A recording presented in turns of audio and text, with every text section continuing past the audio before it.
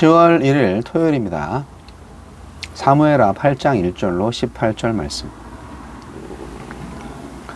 그 후에 다윗이 블레셋 사람들을 쳐서 항복을 받고 블레셋 사람들의 손에서 메대 간마를 빼앗으니라.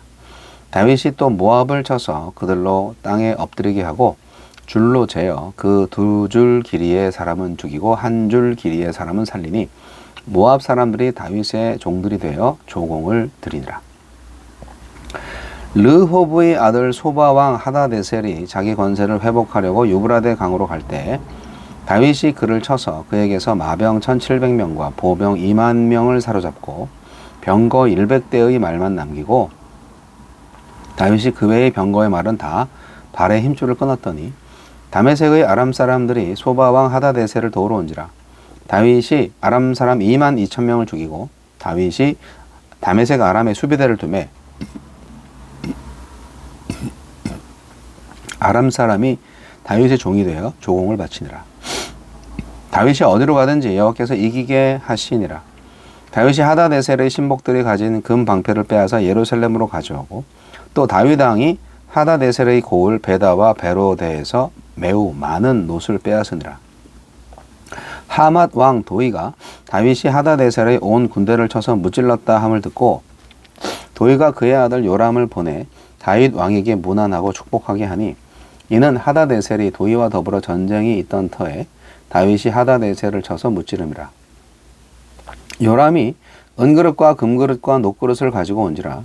다윗 왕이 그것도 여호와께 드리되 그가 정복한 모든 나라에서 얻은 은, 금, 곧 아람과 모압과 암몬 자손과 블레셋 사람과 아말렉에게서 얻은 것들과 소바 왕 르호브의 아들 하다데셀에게서 노력한 것과 같이 드리니라. 다윗이 소금 골짜기에서 에돔 사람 18,000명을 쳐 죽이고 돌아와서 명성을 떨치니라. 다윗이 에돔의 수비대를 두되 온 에돔에 수비대를 두니 에돔 사람이 다 다윗의 종이 되니라.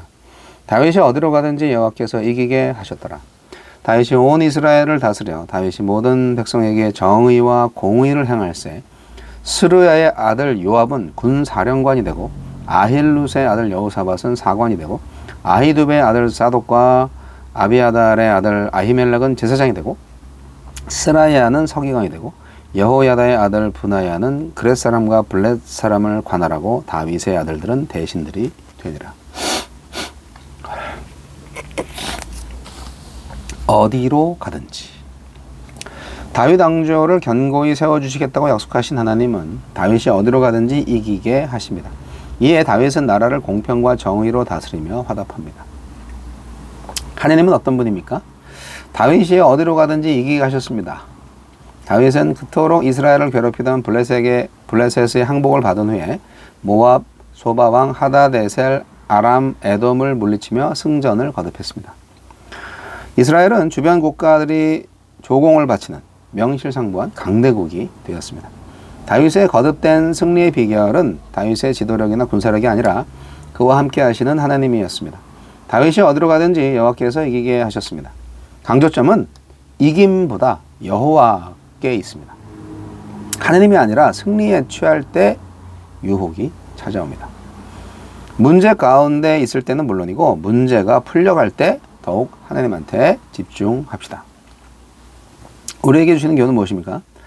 네, 버려야 할 것은 단호히 버려야 합니다. 소바왕 하다데셀을 치고 그의 많은 병력을 사로잡은 다윗은 병거 100대의 말만 남기고 나머지 말들은 발의 힘줄을 끊었습니다. 이스라엘의 왕은 병마를 많이 두지 말아야 한다는 신명기 17장 16절 말씀대로 했습니다. 나중에 도움이 될까 싶어 끊어내지 못한 것이 훗날 올무가 됩니다. 포기하지 못하고 여전히 주저하며 붙잡고 있는 것은 무엇입니까? 다윗은 전쟁에서 이긴 후 자기를 위하여 기념비를 세웠던 사울과 달랐습니다. 그는 전쟁의 승리와 그가 얻은 명성이 자신으로부터 온 것이 아님을 알았기에 전리품과 조공을 주님께 온전히 바쳤습니다. 전리품으로 얻은 많은 놋은 훗날 솔로몬이 성전 기물을 만드는 데 사용했습니다. 내 힘으로 얻은 것이 아니라는 고백을 어떤 식으로 표현하고 있습니까? 하나님의 약속대로 다윗의 집이 견고하게 지어져 가고 있습니다. 군사조직, 행정조직, 제사장직이 세워지며 나라의 체계가 잡혔습니다. 무엇보다 공평과 정의가 나라의 통치 근간이 되었습니다. 공평했고 가난하고 약한 이들을 돌아보는 일에 정의로웠습니다. 이 통치 원리가 주변 국가와 온 세상으로 확장되는 것이 하나님이 다윗과 이스라엘을 택한 이유입니다. 주여, 불의와 불법으로 가득 찬 세상에 주님의 나라가 임하게 하소서.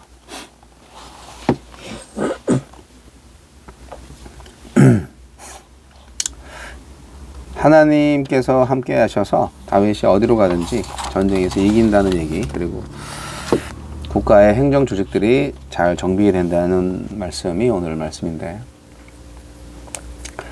가는 곳마다 승리를 주신다. 사실 다윗의 겸손함이 드러나는 대목이죠. 한두 번, 두세 번 이렇게 싸움을 이기면요, 그 다음에는 승리에 도취되는 것이 인간의 기본적인 마음이 아닐까요? 근데 이렇게 다윗의 겸손이 계속됩니다. 그러니까 다윗이죠. 다윗이 하나님한테 맡겼잖아요. 하나님이 친히 집을 지어 드리실 수 있도록, 하나님이 집을 지어 드리는 게 아니라 집을 지어 주실 수 있도록. 네. 그러니까 하나님께서 이제 직접 집을 짓는 거죠. 집을 지으려면 이제 정비를 해야 되잖아요.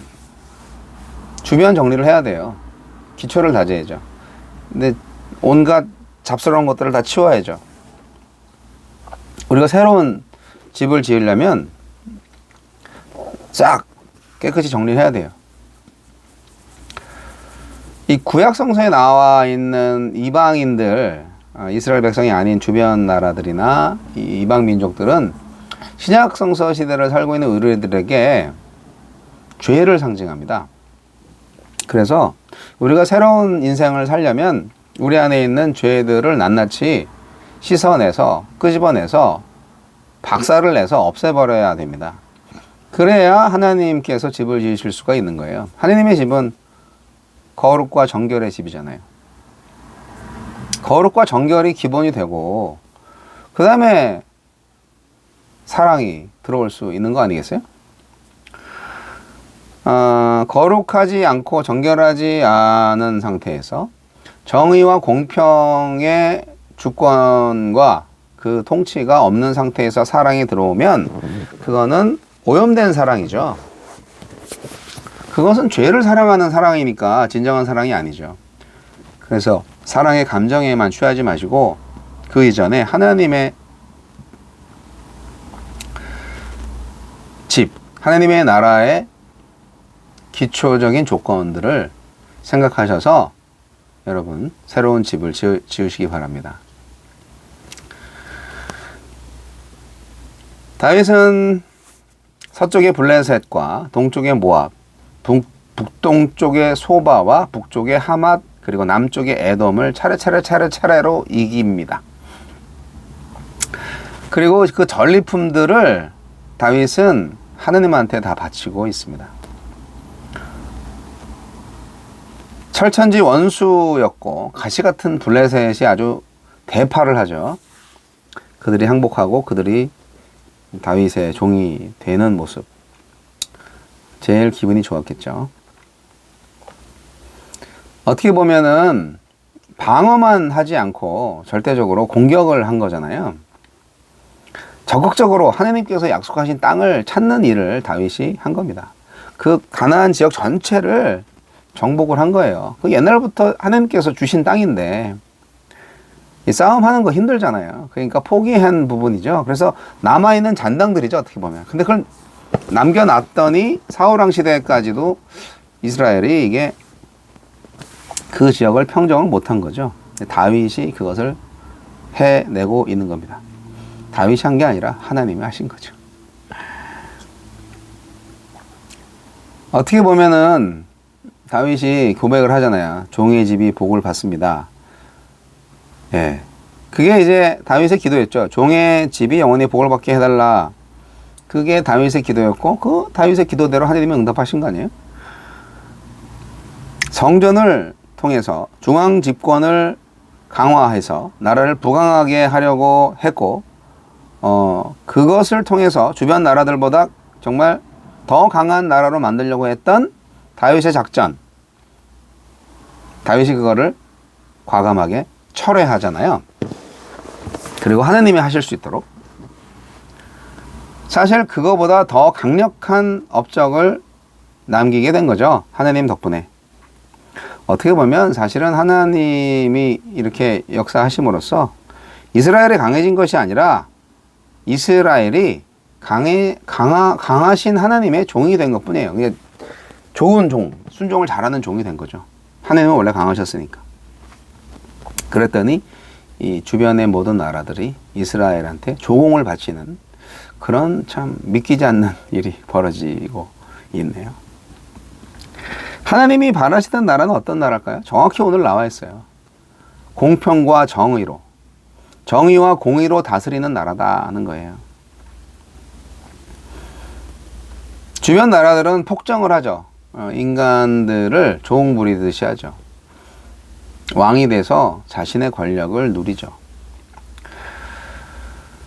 그러나 하나님 나라는 그렇지 않죠. 왕이 된다 할지라도 진짜 왕이 아니잖아요. 진짜 왕은 누구? 하나님이니까. 왕도 하나님을 따르는 사람이고. 그래서 하나님께서 시키는 대로만 하는 거죠. 그러니까 매니저잖아요, 매니저. 그렇기 때문에 회장님이 계시고 월급 사장이라고 생각하시면 돼요. 근데 자기 회사라고 자꾸 생각하시는 그런 경우가 있죠. 그 교회 오래된 장로님들이나 또는 담임 목사님으로 오래 하신 분들은 자기 교회라고 생각하시는 분들이 좀 많이 있나 봐요. 뭐 잘은 모르겠지만 저는 뭐 담임 목사로 오래 있어 본 적이 없어서 하나님께서 항상 겸손하게 하셔서 저는 감사하고 있습니다. 여러분, 왕이 자기의 능력과 자원으로 이런 성취가 아니라 진짜 어떻게 보면 왕권이 아니기 때문에 진정한 왕이신 하나님의 방식을 따른다는 것이 얼마나 아름답고 멋진 일인지 오늘날의 모든 왕들과 지도자들이 생각을 해봐야 됩니다. 다윗은요, 자기가 대리 통치자라는 것을 정확히 알고 있었던 사람입니다.